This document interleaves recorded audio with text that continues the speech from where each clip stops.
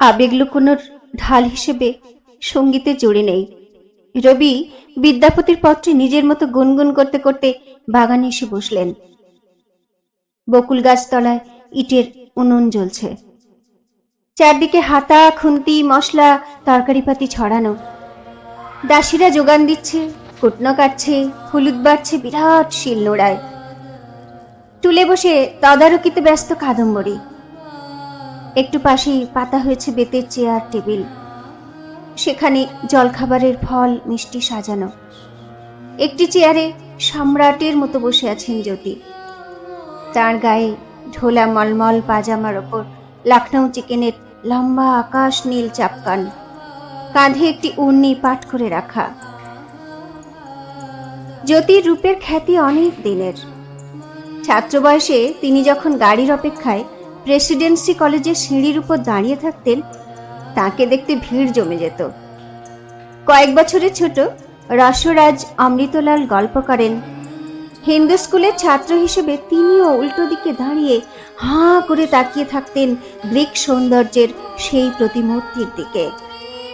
রবির কাছেও সৌন্দর্য, সাহিত্য, সঙ্গীতে জ্যোতি দাদাই আদর্শ। রবি জানতে চান, কলকাতায় যাচ্ছ নাকি জ্যোতি দাদা এত সকালে? সে কথার উত্তর না দিয়ে জ্যোতি আঙুরের রসে চুমুক দেন। বলেন, কে গাইছিলি? জোর গলায় গাতো, চেনা চেনা লাগছিল সুরটা, আবার একটু অচেনা যেন। বিদ্যাপতি? রবি চেয়ারে বসে পড়ে বললেন, পদ বিদ্যাপতির, সুরটা আমার নিজের মতো করে নিয়েছি, তাই চিনতে পারছ না। রবি আবার গানটা ধরে। মাথার ওপর চাঁদোয়া, বাইরে বৃষ্টি। বিদ্যাপতির পদে পরিবেশ হয়ে ওঠে মেঘমন্দ্রিত। রবির গানে গলা মিলালেন জ্যোতিরিন্দ্র, আর আবেশে চোখ বন্ধ করে কাদম্বরী শুনতে থাকেন। রবির ফলের রস খেতে ইচ্ছে করে না। এই ভরা বাদরে কফির পেয়ালার দিকে হাত বাড়ান তিনি। তার চুলে বৃষ্টি লাগা, গায়ের মেরজাই আধ ভেজা, চোখে সর্বনাশ। কাদম্বরী হাঁ হাঁ করে ওঠেন, আরে পাগল, আগে তো কিছু খাবার মুখে দাও। খেতে ইচ্ছে করছে না বোঠান। রবির চোখের দিকে তাকিয়ে কাদম্বরী মনে হয় যেন কালবৈশাখীর আভাস। কয়েকদিন ধরেই রবির মনের অশান্ত ভাব লক্ষ্য করছেন তিনি। তার বুক গুরু গুরু করে অজানা শঙ্কায়। কি হয়েছে ওর? সামলাতে পারবেন তো রবিকে? মনের কথা বুঝতে না দিয়ে তিনি বলেন, এমন কিছু ভালো গাওনি, নেহাত বৃষ্টির দিন বলে তোমার জ্যোতি দাদার পছন্দ হয়েছে।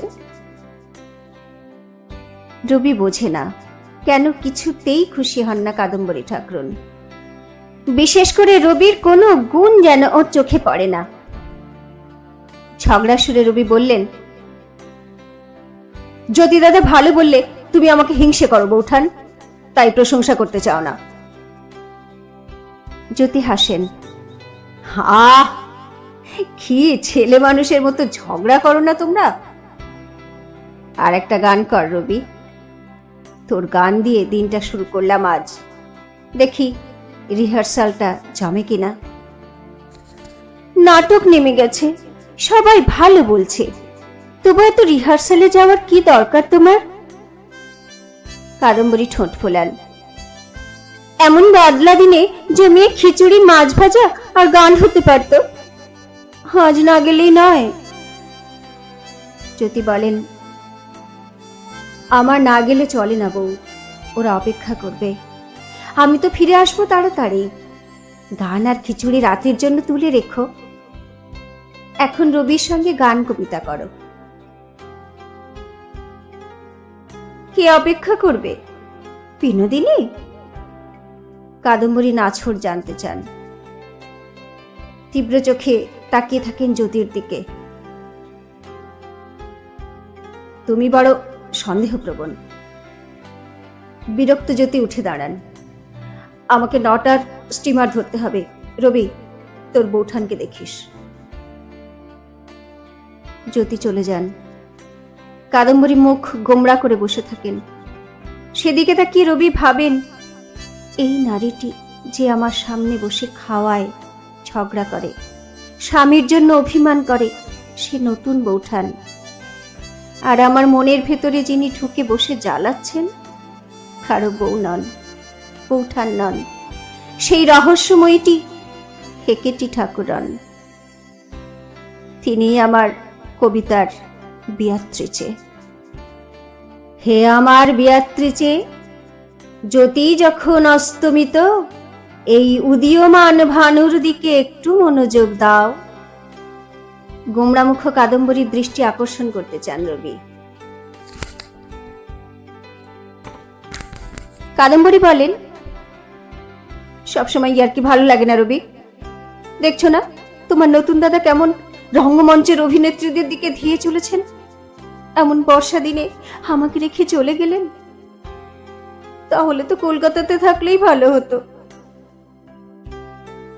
না বৌঠান, এই নদী তীর তোমার মতো স্বামী বিরোহিনীর পক্ষেও মনোরম।